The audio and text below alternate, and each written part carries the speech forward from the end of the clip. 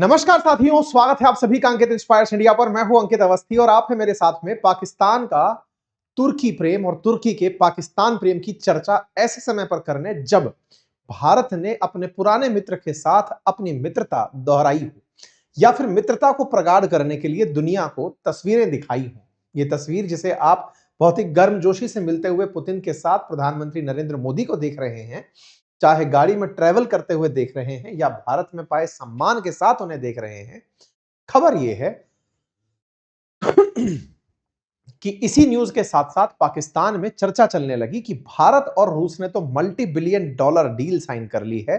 ऐसे में पाकिस्तान क्या कर रहा है? हालांकि इस बात पर पाकिस्तान के लोग खूब ट्रोल भी हुए, लेकिन कुल मिलाकर भारत और रूस में जिस तरह की प्रगाढ़ता देखी, उससे पाकिस्तानी बड़े जले भुने घूम रहे थे। और इसी बीच में सुर्खी निकलती है कि पाकिस्तान को अपनी हवाई यात्रा कराने वाली सरकारी कंपनी पीआईए यानी पाकिस्तान इंटरनेशनल एयरलाइंस बेचनी पड़ रही है। पाकिस्तानी लगातार बेइज्जत हो रहे थे। बस इसी बेइज्जती में किसी ने एक खबर बाहर निकलवा दी और खबर यह थी कि तुर्की पाकिस्तान के साथ मिलकर के ड्रोन असेंबल करेगा और 5th जनरेशन फाइटर जेट बनाने में पाकिस्तान का साथ देगा। आज के सेशन में हम समझेंगे इस पूरी गणित को कि टर्की जो प्लान कर रहा है drone assembly plant in Pakistan, इस बात के मायने क्या हैं। पाकिस्तान और तुर्की के बीच में जिस तरह की मित्रता की किस्से आप सुनते हैं, उसका इतिहास क्या है या साथ ही साथ उसका वर्तमान में आज इंपैक्ट क्या है। इन दोनों तस्वीरों को, इन दोनों लोगों को साथ में देख करके जो बहुत ही बेसिक सा प्रश्न बनता है इस खबर के साथ में कि तुर्की आफ्टर ऑल पाकिस्तान से चाहता क्या है, दोनों में आफ्टर ऑल मित्रता क्यों है। एक लाइन में आंसर पहले ही कर देता हूं, फिर इसके इतिहास की चर्चा कभी फुर्सत में कर लेंगे। आंसर सिर्फ इतना सा समझ लीजिए कि पाकिस्तान को तुर्की के अंदर एक अपना संरक्षक नजर आता है।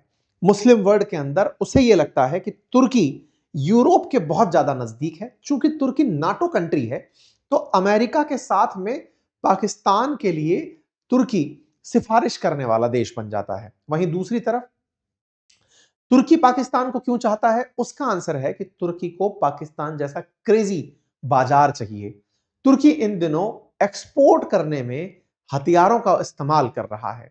वो चाहता है कि कोई ऐसा पागल सनकी देश मिले जो सेना के अधीन रहता हो और ऐसे में वो रिश्वत के दम पर, धर्म के दम पर उन्हें हथियार बेच करके अपना बाजार बना सके।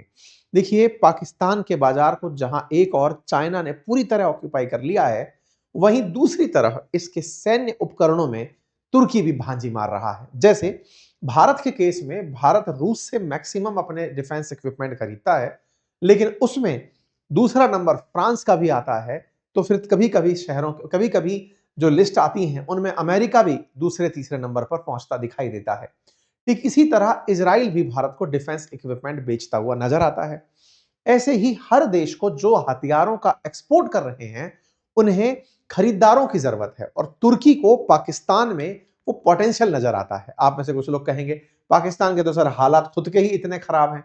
कितने भी खराब हों, उनकी सेना को हमेशा फंड मिलता रहेगा। यही सेना और सरकार का गठबंधन है। बस उसी गठबंधन में ये लोग आपस में मिलते दिखाई देते हैं। आज जिस चीज की हम चर्चा कर रहे हैं उसमें इनका निजी स्वार्थ और इनका निजी स्वार्थ दोनों का डिकोड किया जाएगा। बताया जाएगा इससे भारत पर क्या असर पड़ेगा, क्योंकि सुर्खियां चल रही हैं ब्लूमबर्ग में सूत्रों के हवाले से कि पाकिस्तान के अंदर ड्रोन असेंबली का प्लांट लगाने के बारे में विचार कर रहा है तुर्की। एक तरह से कहिए तो सारा इंस्ट्रूमेंट आएगा पाकिस्तान में तुर्की से ही, लेकिन उसे असेंबल करके पाकिस्तानियों को भी मेक इन पाकिस्तान का फील दे दिया जाएगा। आपके दिमाग में प्रश्न आएगा, ये ड्रोन की क्या कहानी है? देखिए, आपको हाल ही में गया ऑपरेशन सिंदूर याद होगा। भारत ने खुद अंतरराष्ट्रीय स्तर पर यह बात बोली कि पाकिस्तान की तरफ से चलाए गए ड्रोन्स में कुछ तुर्की के द्वारा बने हुए ड्रोन्स भी शामिल थे। भारत ये क्लेम कर चुका है। आपको याद होगा हाल ही के दिनों में जितने भी युद्ध आपने इंटरनेशनली होते देखे हैं, चाहे रशिया यूक्रेन देखा हो, चाहे इजराइल और ईरान के बीच संघर्ष हो, या फिर गाजा और इजराइल के बीच हो, या भारत पाकिस्तान के बीच में, इन सभी में अचानक एक नए प्रकार के वेपन की सुर्खी बहुत तेजी से आई, जिसका नाम ड्रोन है। ड्रोन असल में अनमैन्ड एरियल व्हीकल है, यानी एक ऐसा हवाई जहाज जिसमें इंसान अंदर नहीं बैठता, यानी पायलट नहीं बैठता, और वो खुद उड़ रहा है, उड़ाने वाला नीचे से रिमोट से उसे उड़ा रहा है, या प्री डिसाइडेड लोकेशंस पहले से उसमें सेट हैं ताकि वो उड़ सके। उसके अंदर बैटरी है, उसमें रडार सिस्टम है, उसमें सब कुछ है, और वो अपने डेस्टिनेशन पर जाकर वार कर रहा है। कि ड्रोन का करतब और कारनामा हाल ही के समय में डिफेंस के अंदर एक बहुत तेजी से बढ़ता हुआ बाजार बनकर आया है। हाल ही के समय में आपने जब देखा हो कि डिफेंस इक्विपमेंट के अंदर 2022 से ड्रोन ने अपना एक अलग बाजार बना लिया है, क्योंकि कहीं ना कहीं फाइटर जेट्स बहुत महंगे हो गए हैं। साथ में ड्रोन्स के अंदर किसी के भी मतलब जो अटैक करने वाला देश है उसके किसी अपने व्यक्ति के हताहत होने की रत्ती भर भी चिंता नहीं रहती, क्योंकि उड़ाने वाला व्यक्ति कहीं दूर बैठा हुआ है और वो ड्रोन उड़ा चुका है। इसका मतलब ड्रोन खत्म होने पर भी इस व्यक्ति की जान को कोई आंच नहीं आएगी। कुल जमा अर्थ यह है कि ड्रोन पूरी तरह से किफायती, साथ ही साथ जान बचाने वाला है। बस इसी टेक्नोलॉजी के चलते ड्रोन के बाजार ने बहुत तेजी से अपने आप को अपनाया। अब यहां पर एक इंटरेस्टिंग किस्से हैं जो कि आप ऐड कर सकते हैं। कासिम सुलेमानी का मरना, जो कि एक ड्रोन अटैक से संभव हुआ था। कासिम सुलेमानी को यूएस ने इसी तरह से ईरान का जो जनरल था उसको मारने के बारे में पता चला कि ड्रोन का उपयोग किया गया, जिसके चलते ईरान और अमेरिका में काफी ज्यादा ठनी। इसी तरह से एक ये अयमान अल जवाहिरी करके जो अब बहुत ज्यादा मोस्ट वांटेड अमेरिका का मोस्ट वांटेड टेररिस्ट था, उसको भी बिल्कुल ड्रोन से ही मारा गया था। यूएस ने एयर स्ट्राइक से मारा था। कुल मिलाकर के दुनिया भर में बहुत सारे ऐसे टारगेट्स ड्रोन्स ने हिट किए, जिसके चलते लोगों को ये टेक्नोलॉजी बहुत ही खास लगने लगी। लगे भी क्यों ना, आप अगर थोड़ा सा भी इस पर मतलब और ज्यादा विचार करेंगे तो आप क्या पाएंगे कि जब किसी को मिसाइल चलानी होती है तो हवाई जहाज उड़ा करके मिसाइल उड़ानी होती है। मिसाइलों के अंदर ही अगर ये गाइडेड सिस्टम लग जाए तो वो टारगेट तक उड़ करके पहुंच जाएंगी। अब मिसाइल की ही आंख कान बना दिए जाएं कि वो देख भी रही है और वो जाकर के टारगेट पर हिट भी हो रही है, तो इससे अच्छा क्या हो सकता है। यानी कि कुछ आत्मघाती ड्रोन भी बनाए गए जो कि एक तरह से मिसाइल पर ही लगा हुआ सिस्टम है, जो जाकर के फट जाएगा और गिर जाएगा। तो ये जो आत्मघाती प्रकार के बम हैं जो ड्रोन बनकर के बाजार में चल रहे हैं, इन्होंने रशिया यूक्रेन युद्ध में बहुत फुटेज खाई। आपको याद होगा यूक्रेन का साथ देने के लिए तुर्की ने अपने ड्रोन्स भेज दिए थे, जिनका नाम बायरक्तार ड्रोन था। ये बाइकर नाम की कंपनी के द्वारा बनाए जा रहे थे। तुर्की ने अपने जब ड्रोन भेजे उस समय तक रूस इस बात को लेकर प्रिपेयर नहीं था, लेकिन जैसे ही इसने बायरक्तार ड्रोन भेजे तुरंत प्रभाव से रूस को बैकफुट पर होना पड़ा। आपको याद होगा ऐसी कुछ फुटेजेस बाहर आई थी जिसमें ड्रोन उड़ते हुए वेपन ले जा रहे जहाज को टारगेट करते हुए दिखे थे। तुर्की ने रशिया यूक्रेन युद्ध में अपने बनाए हुए ड्रोन का जो प्रदर्शन किया, उससे दुनिया में युद्ध का गणित बदल गया और तुर्की के ड्रोन अत्यधिक फेमस हो गए, क्योंकि जहां बहुत तेजी से आक्रामक होकर के रूस यूक्रेन पर हमला करता चला आ रहा था, उसे पीछे हटाने में केवल और केवल तुर्की के ड्रोन्स का योगदान था। बस ये जो योगदान था, ये अमेरिका जैसे वेस्टर्न वर्ल्ड के देश भी समझ नहीं पाए थे कि ये कैसे इतना जल्दी से मार्केट को पकड़ गए। कि बाजार में जहां पर युद्ध हो रहा है, मैं बाजार बोलता हूं अक्सर युद्ध के मैदान को, क्योंकि वहां शक्ति प्रदर्शन हो रहा है, वहां अमेरिका, वहां रूस, सभी लोग अपनी अपनी शक्ति दिखा रहे हैं कि हमारे वेपन कितने अच्छे हैं। यहां बाजी मार गया तुर्की। उसने यूक्रेन को अपनी तरफ से ड्रोन भेजे और कहा इन्हें आप चलाओ रूस के ऊपर, रूस आगे नहीं आ पाएगा। और आज भी आप देखें तो रूस को बहुत बड़ी चैलेंज जो मिला है वो यूक्रेन की तरफ से हुए ड्रोन अटैक्स के कारण मिला है, और हुआ भी यही। तुर्की के यूक्रेन को जो ड्रोन दिए गए थे, उन्होंने पूरी तरह से मतलब ऐसे ऐसे निशाने बनाए जो कि सुर्खियों का हिस्सा बने। आपको याद होगा ट्रक भर करके ड्रोन गए थे, रशिया के अंदर ड्रोन भेज दिए थे इन लोगों ने और वहां से ड्रोन चलाए। कुल मिलाकर के पुतिन के खिलाफ यूक्रेन का साथ देते हुए तुर्की ने ड्रोन भेजे थे। एक इंटरेस्टिंग बात देखिए, तुर्की जो है ना वो नाटो कंट्री है, अमेरिका का साथी है। अमेरिका का साथी होते हुए यूक्रेन को वेपन देता है। वहीं दूसरी तरफ पुतिन जो है वो भारत के साथी हैं, भारत को वेपन देते हैं। तो भारत और रूस की मित्रता अगर है तो नैसर्गिक रूप से तुर्की भारत के विरोधी का मित्र हुआ और रूस के विरोधी का मित्र हुआ। तो तुर्की ने यूक्रेन का जब साथ दिया तो नाटो को खुश किया, प्लस पुतिन को आराम से टारगेट करके हराया। हराया से मतलब बैकफुट पर छोड़ा। रूस हारा नहीं, आज तक वो आगे बढ़ा हुआ है। लेकिन इसके पीछे एक और उद्देश्य था जो हमने लास्ट टाइम भी डिस्कस किया था कि पुतिन को ये जो टक्कर दे रहे थे तुर्की वाले, इनका असल उद्देश्य था कि अमेरिका से उसका F-35 फाइटर जेट मांग ले। असल में क्या है कि अमेरिका F-35 फाइटर जेट तुर्की को नहीं देना चाहता। इसके पीछे की भी एक बड़ी कहानी है। तुर्की खुद से अपना एक 5th जनरेशन फाइटर जेट बना रहा है, जो कि कान प्रोजेक्ट के तहत बन रहा है, KAAN प्रोजेक्ट के तहत। और जो इस प्रोजेक्ट के तहत फाइटर जेट बना रहा है, उसे दुनिया के बेहतरीन फाइटर जेट्स के इंजन देखने हैं, उसे देखना है कि वो काम कैसे करते हैं। अमेरिका को जब से ये बात मालूम चली कि तुर्की वाले खुद का 5th जनरेशन फाइटर जेट बना रहे हैं, F-35 की जिद हो रही है कि हमें F-35 दे दो और हम उसे खोल के अपना बना लेंगे, अमेरिका पीछे हट गया। अमेरिका पीछे हटा तो अमेरिका को फिर से रिझाने के लिए ये यूक्रेन का साथ दिया। खैर साहब कोई बात नहीं, पुतिन को इससे बड़ा सेटबैक भी लगा। पुतिन के साथ निकलकर आया ईरान। ईरान ने फिर अपनी तरफ से इनको ड्रोन दिए कि साहब रशिया वालों आप भी ड्रोन लगा लगा के उड़ाओ। और दोनों तरफ से वॉर के अंदर ड्रोन वर्सेस ड्रोन चलना शुरू हुआ। फिलहाल की जो खबरें हैं जो ड्रोन बाजार पर फोकस करती हैं वो ये कि आने वाले समय के अंदर ड्रोन का जो बाजार है वो बहुत ज्यादा बढ़ने वाला है। हाल ही में अमेरिका ने 300 के ड्रोन बनाने के लिए, यानी 3 लाख ड्रोन बनाने के लिए, तुरंत बनाने के लिए कहा गया है डिपार्टमेंट के द्वारा। कारण भी है, सस्ते हैं, किफायती हैं, नुकसान का कोई डर नहीं है, कोई व्यक्ति हताहत हो नहीं रहा है। परिणाम यह निकलता है कि 2030 तक बाजार में ड्रोन का बाजार बढ़कर के 22 से 42 बिलियन डॉलर तक हो जाएगा, इस तरह का माना जाता है। वर्तमान में 15 से 21 बिलियन डॉलर का बाजार चल रहा है ड्रोन का, जो कि एवरेज CAGR 8.6% के हिसाब से बढ़ रहा है।